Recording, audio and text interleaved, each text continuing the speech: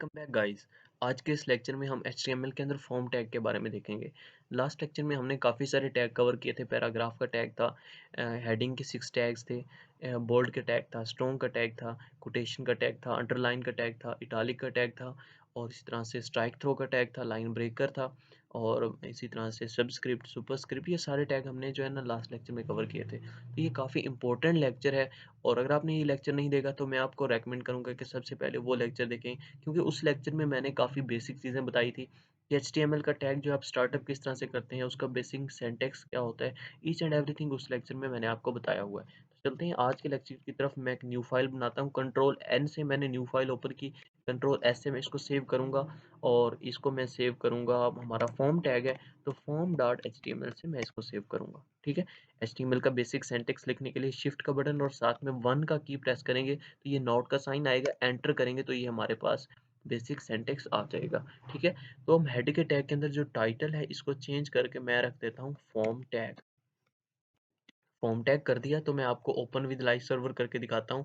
तो ये हमारा जो होता है ये यहाँ पर डिस्प्ले हो रहा था फॉर्म टैग। ये देखो आपको नज़र आ रहा होगा, ये फॉर्म टैग जो है यहाँ पे टाइटल में शो हो रहा होता है। अगर मैं न्यू टैब ओपन करूँ तो ये देखो यहाँ पर न्यू टैब ओपन हो रहा है, न्यू टाइप जो है टाइटल में शो कर रहा है। अब यहाँ पे आप कोई भी वेबसाइट ओपन करेंगे तो वो क्या होगा, वो वेबसाइट जो होगी वो यहाँ पर उसका टाइटल शो हो जाएगा। जैसे हम वेबसाइट बना रहे हैं, हमने उसका टाइटल रखा फॉर्म टैग, तो यहाँ पर फॉर्म टैग जो है वो डिस्प्ले हो रहा है। ठीक है, तो इसी तरह से कोई भी वेबसाइट जो होती है उसका टाइटल यहाँ पे ऊपर शो होता है। अब बॉडी के टैग में आ जाते हैं और यहाँ पर हम अपना फॉर्म टैग बनाएंगे। अब देखो आपने HTML लिख रहे हैं तो आपने HTML को HTML के टैग के अंदर लिख रहे हैं, ये ओपन हो रहा है, ये क्लोज हो रहा है। बॉडी लिखी तो बॉडी के टैग के अंदर लिख रहे हैं, हेड लिखा तो आपने हेड के टैग के अंदर लिखा। इसी तरह से जब आप फॉर्म बनाते हैं तो फॉर्म को फॉर्म के टैग के अंदर लिखते हैं। अब ये फॉर्म बेसिकली होता क्या है, आपने जब फेसबुक पे कभी लॉग इन किया होगा तो आपके सामने एक फॉर्म आया होगा, enter your first name, enter your second name, enter your password, enter your date of birth. ठीक है, आपने सबमिट किया होगा तो आप लॉग इन हो गए होंगे। ठीक है, तो इसी तरह से फॉर्म आज हम खुद बनाएंगे। अब ये किसी भी टैग के अंदर जो ये चीज़ आ जाती है, जब भी किसी टैग के अंदर कोई भी चीज़ आ जाती है तो उसको बोलते हैं एट्रीब्यूट्स। ये एक्शन एक एट्रीब्यूट है। अब ये एक्शन काम क्या करता है, देखो तुमने फेसबुक पे लॉगिन किया, जब तुमने लॉगिन किया उसके बाद तुमने सबमिट के बटन पे क्लिक किया तो तुम्हारा जो डेटा है, तुम्हारा नेम, तुम्हारा डेट ऑफ बर्थ, तुम्हारा जो है पासवर्ड, वो फेसबुक के डेटाबेस में सर्वर में जाके सेव हो गया। तो ये एक्शन यही टास्क परफॉर्म करता है। एक्शन से तुम वो जो डेटा होता है जो फॉर्म टैग से आ रहा होता है उसको डेटाबेस में स्टोर करवा सकते हो। तो इसका भी आपके लिए कोई काम नहीं है, आप इसको खाली छोड़ सकते हैं, आप इसको कट भी कर सकते हैं या रहने दें तो भी काम चलेगा, दोनों से काम चलेगा। ठीक है, अब नीचे आते हैं। अब इन फॉर्म के अंदर क्या होता है, इनपुट बॉक्सेस होते हैं। अब इनपुट लिखा, टाइप इक्वल टू टेक्स्ट लिखी, तो क्या हुआ, एक हमारे पास इनपुट बॉक्स आया। ये देखो इनपुट बॉक्स आ गया और इसके अंदर आप टेक्स्ट लिख सकते हैं। इसका मैंने टाइप क्या रखी, टेक्स्ट, तो आप इसके अंदर सिर्फ टेक्स्ट लिख सकते हैं। मैंने इसके अंदर ये देखो कुछ भी टेक्स्ट आप लिखना चाहें वो लिख सकते हैं। ठीक है, रिफ्रेश करेंगे तो ये दोबारा से खत्म हो जाएगा। ठीक है, अब इसी तरह से मैंने एक और इनपुट बॉक्स लिया और इसकी जो मैंने टाइप ली, वो मैंने इसकी टाइप ले ली पासवर्ड। ठीक है, इसका मैंने टाइप ले ली पासवर्ड। ये अभी चीज़ें आप कट कर दें, इनकी आपको कोई ज़रूरत नहीं है। ठीक है, टाइप मैंने पासवर्ड लिया। आप देखो इन दोनों में क्या डिफरेंस है, इन दोनों में डिफरेंस ये है कि दोनों ही इनपुट बॉक्स हैं, लेकिन इसकी टाइप जो है वो टेक्स्ट है, इसकी टाइप जो है वो पासवर्ड है। तो अभी हम चलते हैं, ये देखो दो बॉक्स आ गए। अब इसके अंदर तुम लिखोगे तो वो टेक्स्ट आएगा, इसके अंदर तुम लिखोगे तो वो पासवर्ड आएगा। ठीक है, आपको हाइड होगा, शो नहीं होगा वो आपको। ठीक है, तो ये पासवर्ड और टेक्स्ट में डिफरेंस होता है। ठीक है, अब इसी तरह से मैं यहाँ पर एक और इनपुट बॉक्स बना लेता हूँ और उसकी मैं टाइप रख देता हूँ बटन। मैंने बटन रख दी। अब देखो हम चलते हैं, ये देखो एक बटन बन गया। ठीक है, अब इस टैग्स के अंदर इनपुट के टाइप टाइप और उसके साथ एक और एट्रीब्यूट होता है, उसको हम रखते हैं वैल्यू। और वैल्यू में मैंने लिख दिया enter your name, enter your name. ठीक है, अब देखो यहाँ पर जब हम जाएंगे तो वैल्यू में आ रहा है एंटर योर नेम। अब मैं यहाँ पर सबमिट का बटन बटन है तो मैं इसकी वैल्यू जो है वो रख देता हूँ submit, value equal to submit. तो इसके ऊपर सबमिट लिखा आ जाएगा, ये देखो सबमिट। ठीक है, ये बटन बन गया। आप इसका बटन भी लिख सकते हैं नाम, वैल्यू के अंदर आप जो भी लिखेंगे वो यहाँ पर डिस्प्ले हो जाएगा। अब देखो, मैंने इस इनपुट बॉक्स की वैल्यू में लिखा एंटर यूर नेम। तो जब आप इसके ऊपर क्लिक करेंगे और अपना नाम एंटर करेंगे, तो एंटर यूर नेम के आगे ही तुम्हारा नाम शो हो जाएगा। ठीक है, तुम्हें क्या करना पड़ेगा, इसको पहले डिलीट करना पड़ेगा और फिर उसके बाद अपना नाम लिखना पड़ेगा।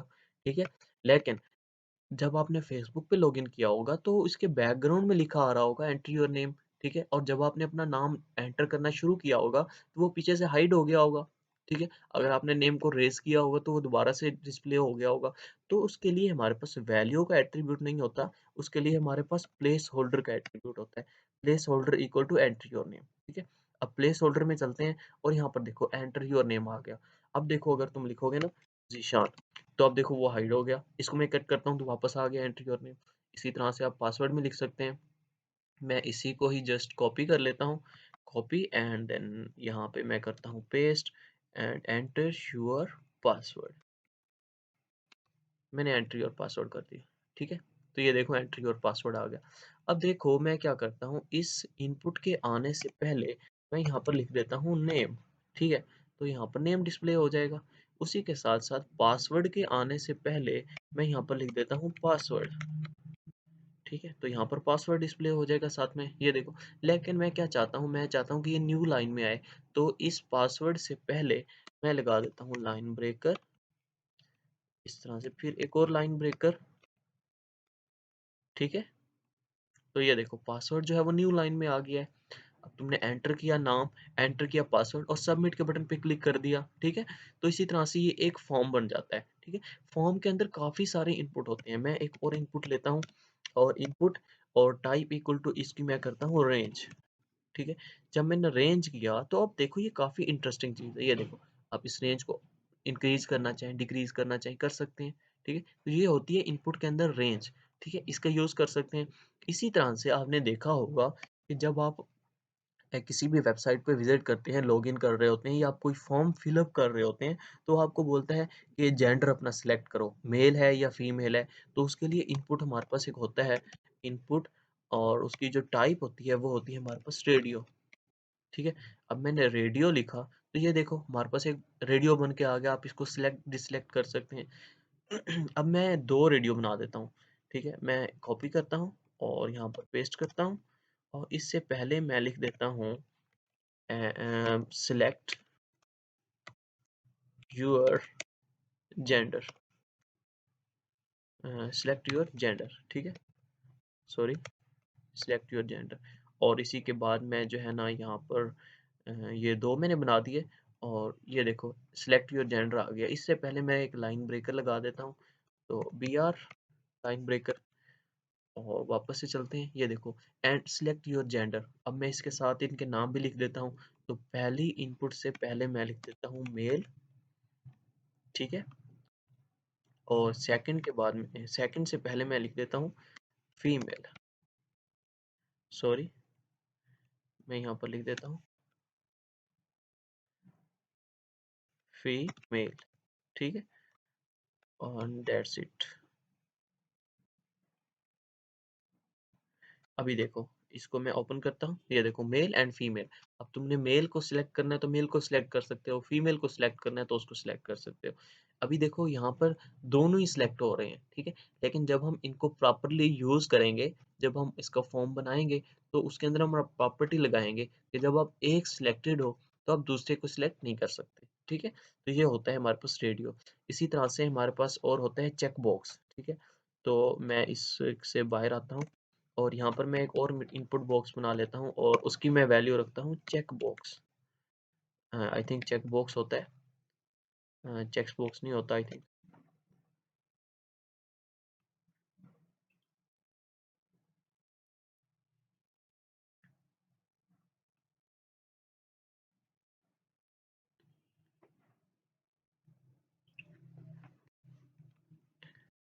चेक बॉक्स ही होता है, लेकिन हमने स्पेलिंग गलत लिखे, CHECK। ठीक है, मैंने इसको सेव किया और यहाँ पर आते हैं, ये देखो चेक बॉक्स एक बन गया। ठीक है, इसी तरह से मैं मल्टी भी बना सकता हूँ। तो मैंने इसको कॉपी किया और इसके बाद पेस्ट किया और यहाँ पर मैं एक लाइन ब्रेकर लगा देता हूँ और लाइन ब्रेकर लगा देता हूँ। ठीक है, तो हम चलते हैं, ये देखो ये हमारे पास 3 आ गए, इनमें से हम जिसको भी सिलेक्ट करना चाहें वो कर सकते हैं। हम इनके साथ वैल्यू भी ले सकते हैं, जैसे हमने दिया मेल और आगे एक रेडियो बना दिया, तो इसी तरह से हम वैल्यू दे के भी सिलेक्ट बॉक्स बना सकते हैं, चेक बॉक्स। इसी तरह से हमारे पास एक और होता है इनपुट, और उसकी हम जो है ना टाइप रख देते हैं ईमेल, ठीक है। जब मैंने इसकी टाइप ईमेल रखी तो हमारे पास सेम वैसे ही इनपुट बॉक्स आ गया। लेकिन देखो, जब मैंने यहाँ पे वैल्यू दी ना, अब अगर यहाँ पर मैं वैल्यू दूँ ज़ीशान, तो क्या उसने कोई एरर दिया? एरर दिया। चलें जो भी है, यहाँ पर ये बेसिकली इसमें हम कुछ भी लिख सकते हैं। लेकिन इस ईमेल के अंदर हम जो है इस तरह से लिख सकते हैं, ज़ीशान @gmail.com। इसके अलावा अगर हम कुछ लिखेंगे कुछ, तो वो इसका एरर दे देगा, ठीक है? एरर थ्रो कर देगा कि भाई ये जो है ईमेल नहीं है, ठीक है? तो ये हमारे पास ईमेल होता है। इसी तरह से हमारे पास एक और इनपुट होता है, और उसकी जो टाइप होती है हमारे पास, वो होती है फाइल, ठीक है? अब हम इसको ओपन करते हैं, तो ये देखो, आपने अक्सर देखा होगा कि मैं इसको यहाँ पर एक लाइन ब्रेकर लगाता हूँ, लाइन ब्रेकर और एक और लाइन ब्रेकर, ठीक है? तो आपने अक्सर देखा होगा कि वहाँ पे ऑप्शन आ रहा होता है चूज़ फाइल और नो फाइल चूज़र, ठीक है? तो आप बड़े परेशान होते हैं, यार ये किस तरह से आता है? फाइल चूज़ पे क्लिक करेंगे तो आप यहाँ पे ओपन हो जाएगा। आप कोई भी फाइल जो है ना यहाँ पर इंसर्ट कर सकते हैं। ये मैंने 3 को किया तो यहाँ पे डिस्प्ले हो रहा है 3.png आपने सेलेक्ट की हुई है, ठीक है? मैं रिफ्रेश करता हूँ तो दोबारा से आ गया choose file, no file chooser. तो कितनी इंटरेस्टिंग है ना? तो चलते हैं और अपनी एक और इनपुट देख लेते हैं, इनपुट, और हम इसको टाइप जो है वो रख देते हैं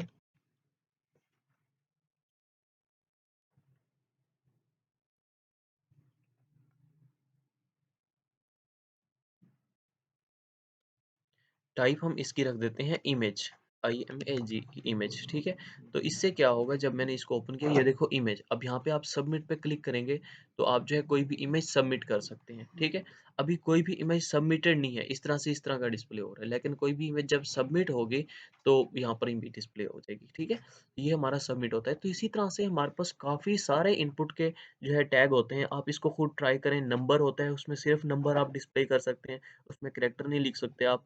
इसी तरह से हमारे पास काफ़ी सारे होते हैं, हमारे पास रेंज हमने देख लिया, सर्च होता है, टेलीफ़ोन होता है, इनपुट की टाइप TEL लिखते हैं, इसी तरह से टाइम होता है, और डेट होता है, डेट टाइम लोकल होता है, वीक होता है हमारे पास, मंथ होता है हमारे पास इनपुट की टाइप, और URL होता है, उसके अंदर आप URL दे सकते हैं, ठीक है। सबमिट हमने देख लिया, रीसेट हमने नहीं देखा, रीसेट होता है हमारे पास। तो ये काफ़ी सारे जो है ना हमारे पास इनपुट के टाइप्स होती हैं, ठीक है। तो इनको वन बाय वन जो है आपने इम्प्लीमेंट करना है।